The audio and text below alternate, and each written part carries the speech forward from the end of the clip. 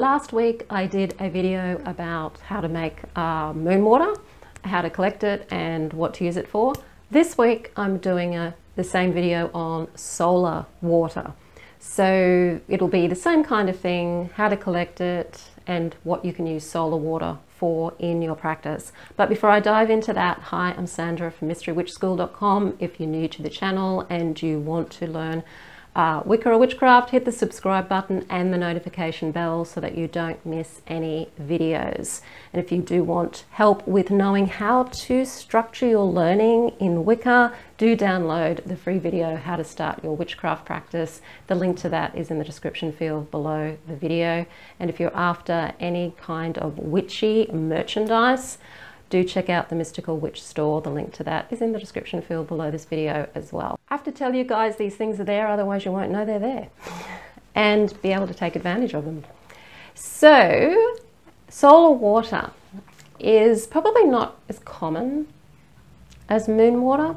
Moon water is used a lot in the craft. Solar water can be used equally well. In fact, solar water is really great energy to work with for things like financial magic, success magic, anything that is active, because the solar energy from a Wiccan perspective, and this is not the same in all cultures, different cultures have different ways of connecting to the sun and the moon. In some cultures the sun is feminine and the moon is masculine, and in other cultures it's the other way around. So because Wicca is originally from Northern Europe, and the influence of Wicca was actually probably a little bit more influenced by ceremonial magic. The moon is linked to the feminine and the sun is linked to the masculine. But if you look at Celtic culture and you look at some of the Norse culture, you may find that it's the other way around. And that is fine. It doesn't really matter. You can still work with your lunar gods and your solar goddesses, because there's certainly a lot of them to work with. So if you're looking at the sun, because the sun is it makes its own light. So the sunlight isn't reflected like moonlight is. It's actually its own generated light and energy. It's active, so it's considered the active principle, the yang principle, the masculine principle, and you can use that in anything that needs action, essentially. So using it for prosperity, using it for success, helping you even with things like confidence is a really great way to use your solar water, and I'll talk a bit more about that later. So first of all, how do you collect solar water? Same way you collect moon water. You want to make sure that the sun is out. Okay, so the sun's up, completely up. Get yourself a bowl of water. Now cleanse and consecrate your bowl to start with.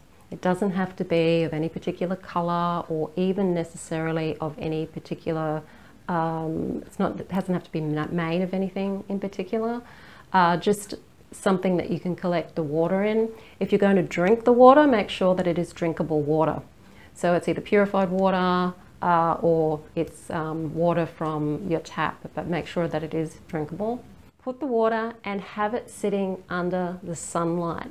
Now, don't leave it under the sunlight all day, because you're going to find, unfortunately, the heat is actually going to make your water go off much quicker than the lunar water will. Because the sun's heating it up, it's actually going to make it go off a lot faster, actually. So I would leave it just out under the midday sun, so maybe for an hour or two when the sun's really at its peak, leave it out for that, depending on what type of energy you want. If you're looking at new beginnings of something, you may want to leave it out under the morning sunlight, so you're not getting as strong a hit. You're getting more that morning sunlight energy. But if you're wanting something really strong and powerful, then getting the sun at its peak. You'll probably want to put a covering over it in case you get any insects wanting to take a dip. So put something over it the same way you would with moon water, so some sort of mesh covering. Some people can put plastic over it. just remember that the plastic is probably going to make it go off a little bit quicker again because it's going to heat up more. So just have to watch that aspect of it. Take it in after a few hours under the sun, and then you are ready to use it however you want to use it. So as with the moon, you can use the sun energy in accordance with astrology. So what sign is the sun in at the time? So the time of making this video, the sun is in Pisces. It's got that Piscean energy about it. Is that the type of energy you're wanting to work with?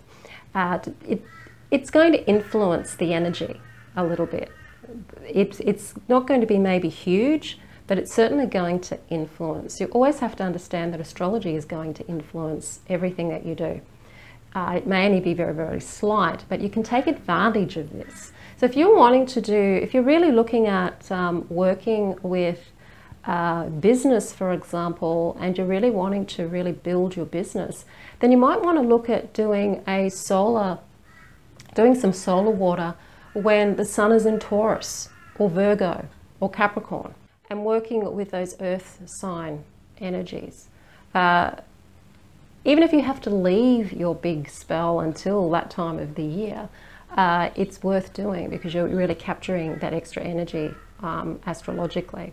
Now, it depends on what astrology you follow, of course. Some people follow sidereal astrology, which is slightly different because they work on the times differently. And then there's tropical astrology. So choose which astrology you're working with because that will make a difference as to which sign the sun is actually in. So use that for spell work. Again, if you're going to build a business, solar water is great for building a business. If you're wanting to have more success, maybe you want to have success with your marketing, or you're wanting to have success with your career. So you're trying to build a career, you want to work your way up a ladder, or you want a pay rise, or you want a job that you really, really love and want to go for, then working with solar energy and using solar water in your spells is a really good way to go. If you're wanting to have more courage and more confidence, you can still work with solar energy. Martian energy is good for that too, but you can certainly use solar energy, energy of the sun, to use in your spell work. And the ways that you can use it in your spell work is to anoint a spell candle. So if you've got a candle, you can anoint your candle with the solar water the same way you would with oils. You can charge up the solar water and sprinkle it onto a petition before you burn the petition. If you're making a money box, a cash box, or some kind of spell box where you're putting things in, which is kind of working more of an earth way, then you can sprinkle it with your solar water. So there's all the different ways that you can use your lunar water. You can also use your solar water as well. You can use it to anoint yourself before you go into your spell casting so that you're really connecting with that energy. You can use it as an elixir. So if you've just collected your solar water and it's very fresh, then you can use it as an elixir. So you can drink it. So you could charge it up, especially if you're looking at wanting to have more courage or more confidence.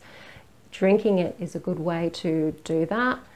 If you're wanting to keep your solar water for later, so say you've got a job interview or something coming up, but you might want to, but you can't collect your solar water for some reason until a few days before that, then certainly put it in the fridge and keep it there for a couple of days. As I said, solar water is not going to last as long as moon water because it's going to sort of get a bit cooked. So it tends to not stay as fresh as long. So you do want to be collecting it pretty close. You can, if you're going to be using it in ways that aren't for drinking, you can certainly put some alcohol in there and that will help preserve it a little bit longer. You can use your solar water for teas. So if you're wanting to mix your solar water with particular herbs in your magic, you can have your teas and your potions with your solar water. You can use it in similar ways to the ways that you would use your oils. So think of it as in that way. However you would use your oils in magic, you can also use your solar water for that as well. You can use it on your crystals, so your water-friendly crystals, that is. Not all crystals are water-friendly. So make sure you've done your research with your crystals to know which ones are friendly to water. Now that means that if it's quartz crystal, for example, you can certainly leave a quartz crystal in your water as you're charging it up with the sunlight. The water will certainly cool the crystal down, so it's less likely to cause fire, which can happen with quartz crystal in the sun, so always be aware of that. The quartz crystal then can have that, so get that solar energy going in it, as well as enhancing the energy in your bowl as well. So you can do that with a clear quartz crystal. I wouldn't put a colored quartz crystal in your bowl of water, especially if you're going to be drinking it. Just be very, very careful, because there are other impurities in crystals sometimes, and you certainly don't want that coming into the water if you're going to be drinking it. And also the coloured quartz crystals fade in the sunlight, so you're going to end up fading your crystals if you're doing this all of the time. So quartz is the clear one is really the best one to use. Otherwise, you can consecrate and cleanse other crystals, like say if you've got a yellow calcite or a golden calcite and you're wanting to work with financial magic with that, it's a great crystal to work with for financial magic. And you can also wash it and cleanse it and consecrate it with the solar water to just give it that extra solar energy. The same with citrine. You could do the same with citrine in that circumstance. So certainly use it with the water-friendly crystals. If you're wanting to bring more joy into your home, you might want to spray your home with that solar water, or you could mop the floor and do a floor wash with your solar water. If you're wanting to use other herbs, straining the herbs and using the water afterwards, yes, definitely use it in your floor wash to attract more joy, more success, more money, more of those really, really good positive things that the solar energy is for. It's an active energy, so it's a doing energy. Okay, it's not a contemplative energy, it's not a distributing energy, it's a productive energy. So think of the lunar energy is more distribution, so the feminine energy is more about distribution, and the masculine energy is more about production. So we have these energies in us, all of us have the masculine and feminine energies within us, and it's those parts of us, and the balance, some have more of one than the other, that determines more if we're more productive or if we're more on the distributing sort of side of things. And that's how they work together. Now I've got a bit of noise in the background, so if you can hear anything weird in the background, it's just somebody's whippersnipper. People love whippersnippering in Australia. A bath, have a solar bath. Like if you want to really exude confidence and charisma, so if you're really going for the charisma thing, have a solar bath. That will really light you up and make you quite charismatic. So that can be something that you can use in love magic. So you might want to get some rose petals and other love sort of herbs, maybe a bit of basil, chuck it in, strain it into the bath water, and then use your solar water, put some solar water in there too, and have a bath to make yourself more charismatic. A great way to use that. Again, use it for confidence, use it for success. If you're doing bath magic for anything where you need that action, then certainly use your solar water for that. Offerings, you can use your solar water for offerings, particularly to the solar deities.